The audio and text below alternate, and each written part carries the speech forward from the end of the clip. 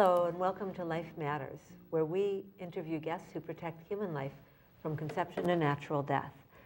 I'm Colby Mazzarella. Welcome to the show. Our guest today is attorney Thomas Harvey, who is organizing a petition drive for an amendment to the Massachusetts State Constitution. Welcome to the show, Tom. Well, thanks, Colby. Thanks. So you have a petition drive going, and first of all, what's the big issue? I know it's a huge project. What is so important that it's worth working on it like that? Well, I think that most people in Massachusetts, including pro-life people, don't realize that for the past probably almost 40 years, their tax dollars have been paying for abortions. Most people think that doesn't happen because of the Hyde Amendment. But well, what's the that? Hyde Amendment is a law passed by Congress, and it only affects federal funding for abortion as opposed to state funding. So really right now, for many years, federal funds cannot go for abortion? Yeah, each year it has to go before Congress, and they renew the Hyde Amendment, which prohibits federal funding for abortion except in the cases of rape, incest, and life of the mother. Mm-hmm. But otherwise, those federal funds are prohibited to go for abortion. Now, they do go to places like Planned Parenthood. It's just that Planned Parenthood can't use those federal funds for abortion. They use them for other purposes, and that frees up money to use for abortion. So since money is fungible, I think it has a limited effect. In other words, Planned Parenthood has a certain amount of money from other sources, and they say, well, we'll use that money for abortion because we have the federal money for other expenses. Exactly. Yeah. But in Massachusetts, what has been happening is for indigent women, poor women, they can go to a place like Planned Parenthood or any abortion clinic and get abortions essentially for free to be paid for by the Massachusetts tax dollars. Mm. So that has been going on for many, many years. And in 1981, the Supreme Judicial Court found that not only is abortion in Massachusetts a fundamental right, but that also it's a constitutional right that it be publicly funded. Wow, so that's really different from the federal Constitution. Exactly. That says you have a right to choose, but not a right to have your abortion paid for by the taxpayer. Exactly. Federally. But we have it here in Massachusetts. And I think a lot of people don't realize that. And I think one of the reasons they don't realize that is because they've made it a constitutional right and not a matter for the legislature. Mm-hmm. So that you can't go to your state legislator and say, hey, look, I don't like the fact that my tax dollar is being paid for abortions. I'm morally opposed to that or whatever, or just on fiscal reasons, I'm opposed to that. Because the legislator could go back to you and say, there's nothing I can do about it. This is a state constitutional right. In order for you to change that, you have to change the state constitution. So that's what this petition is all about. And changing the state constitution is not an easy thing to do, but there's no, as I see it, there's really no way around it. We've got to, if you want to make progress on the abortion issue and in Massachusetts, I think the first step is to go after the funding. And to go after the funding, you have to amend the state constitution. Mm-hmm. So that's what this project is all about. Okay, so your amendment, I remember, was very short and sweet. You want to read us the few words? The wording is, nothing in this constitution requires the public funding of abortion. Very short, plain and simple. Mm-hmm. Now, we tried this 2 years ago in 2015, but I kind of started late. I didn't get the institutional support I was expecting, but this time around we're starting earlier. I have Renew Mass Coalition with me, and this is the same organization that was instrumental in past signature drives. For example, on the locker room bathroom bill, they were able to get enough signatures. Common Core, they were very involved in that. They got enough signatures. So I think this time around in 2017, we should be able to collect these signatures. And what I didn't tell you was, to amend the state constitution is a 4-step procedure. I was going to ask you, I knew there were a lot of steps. So the first step is collecting, in this case, 64,750 signatures. Okay. It's 3% of the number of voters in the last gubernatorial election. So that comes to, according to the Secretary of State's office, 64,750 certified signatures. To do that, we probably have to collect about what they call raw signatures. That is not necessarily certified. You don't know, because there's usually a lot of mistakes. People are inexperienced collecting signatures. But we probably need about 100,000 raw signatures. That's step one. If we get that, the next step is it gets forwarded to the state legislature legislature, and they have to get 1/4 in joint session. One-quarter vote? A 1/4 vote. So there are 200 state legislators when you combine the state reps, the House, and the Senate, and we have to get 50 votes out of the 200. The third step is a 4-step procedure. The third step, it goes back to the legislature, to the next elected legislature. So there'll be an election in the fall of 2018. When that legislature, after it's elected, they will have the opportunity to vote on this again, assuming it meets the first 2 steps. And again, we need 1/4 of the votes. And then finally, looks like the fall of 2020, this will go on the ballot, and a majority vote is needed. Wow, it's a long process. It's a long process, a difficult process. And it's really only a small step. All it's going to do is say it's no longer a constitutional right. It's not going to stop public funding of abortion in Massachusetts, at least right away. But at least now if we succeed with this, now it's a legislative issue, okay? And without that, I think that abortion, the opponents of abortion really can't make much progress politically in this state. So 4 steps, 64,000 signatures gathered one by one. Well, we gathered 100,000 in order to get 64 that check out perfectly. Then 1/4 of the legislature, and then 2 years later, 1/4 of the legislature? Well, the next elected legislature, so it doesn't have to be 2 years later, but it would be, a good time span. So it would be after the, the idea is to collect the signatures in the fall of 2017, this year, and then it gets laid before the legislature in May of 2018, where theoretically they should vote on it then, but they can postpone it.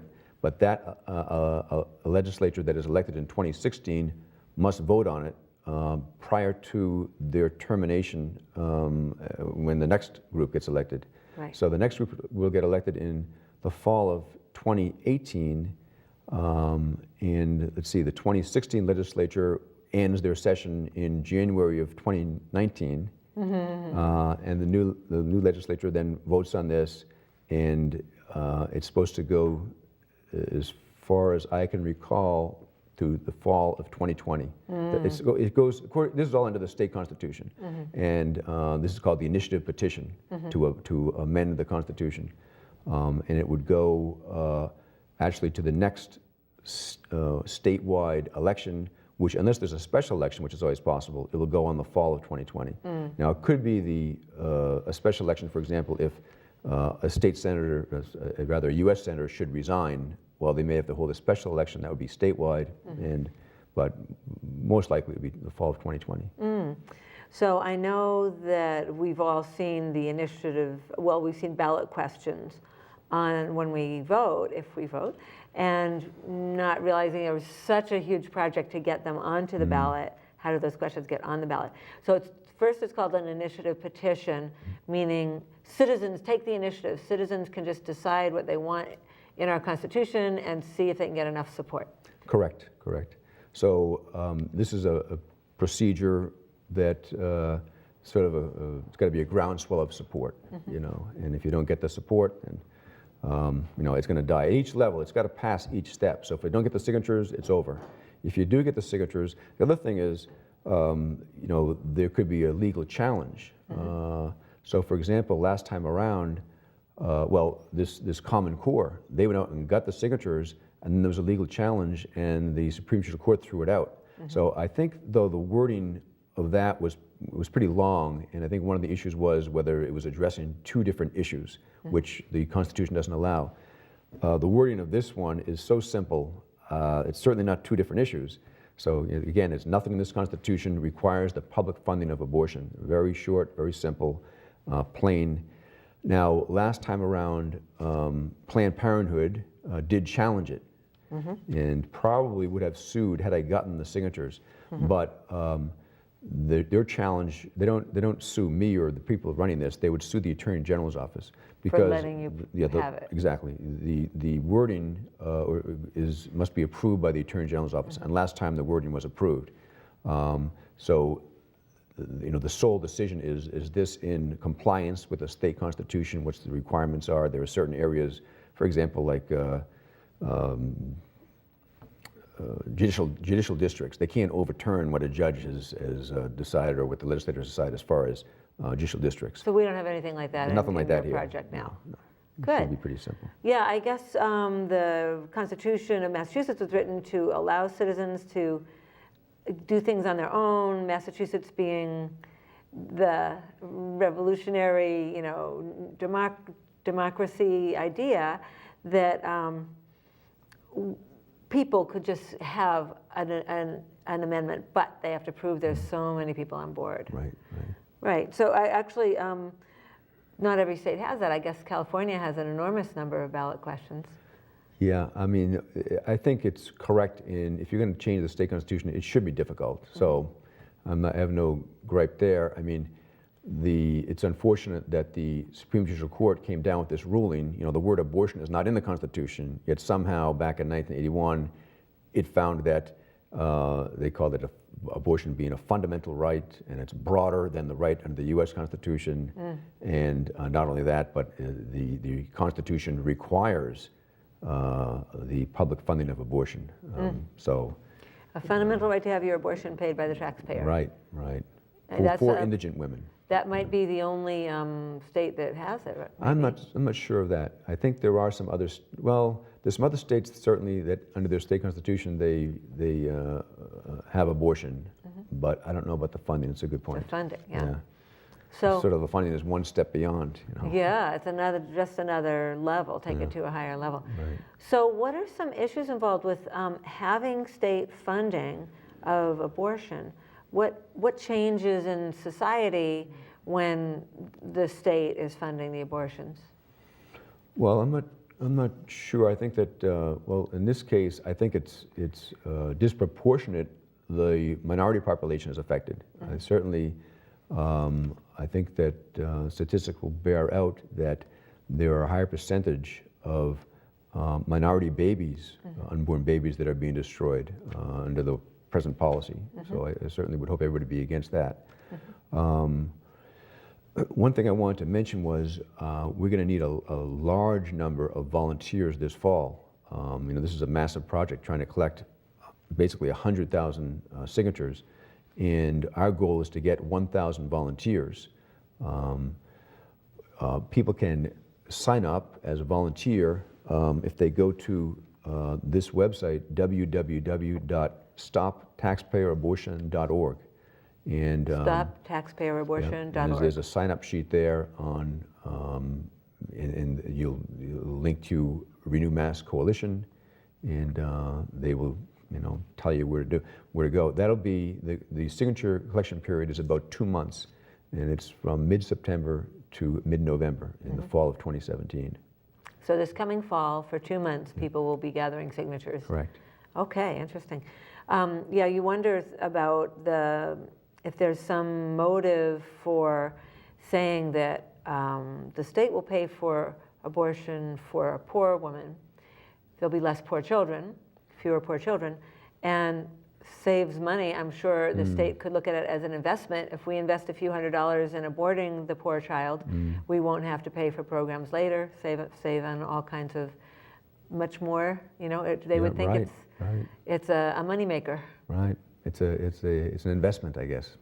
Some people look at it that way. Yeah.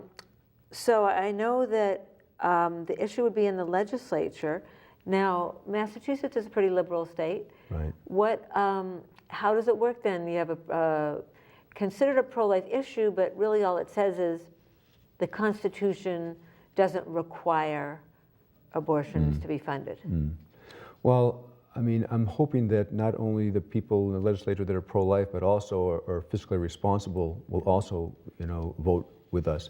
All we need is a quarter at this point. A quarter. So, 50 out of the 200, and Representative Jim Lyons of Andover he's one of the original signers. He will be one of the signers of this petition. And I think he is sort of garnering support in the state legislature right now to get behind this. So I think he believes we have the number now, but you never know how things will work. But the first step is getting the signatures anyway. If we don't get the signatures, we're not going to get to the legislature at all. But. Right. Wow, so it's, how many volunteers do you need to get 100,000 signatures? Well, we're hoping to get 1,000 volunteers. Everybody gets 100 signatures, you're done, They got right? it, exactly. Right. So it's cuts off at the end of the 2-month period, right? Yes. So you have a little deadline there. Where do you usually have people gather signatures? Well, post offices, supermarkets, churches, that type of thing. You know, wherever pro-life people gather, we try to go there as well. So, you know, there's a lot of different pro-life groups in the state. I think there's actually a lot of, there'll be a lot of support out there. There's, in my opinion, there's a lot of pro-life people in Massachusetts, maybe just not enough at this point, but it's growing all the time. And, you know, I went down to the March for Life in Washington, D.C. You see the young people. This is, you know, this is the coming wave, the pro-life movement.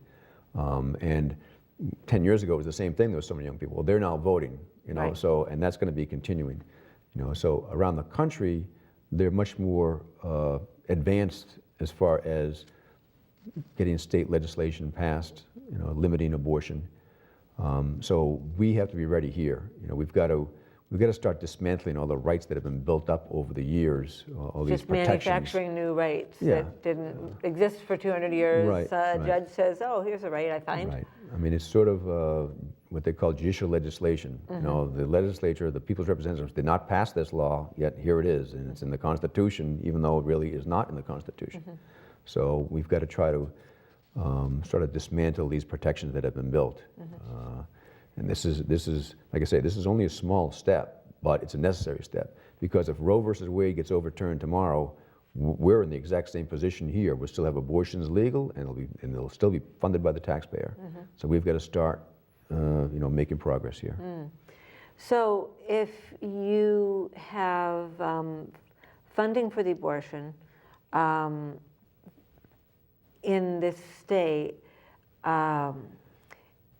is that a large amount of the budget? Do you know how much money we're spending on it? I don't know. It would be, actually it was in the news recently because the Governor Baker was talking about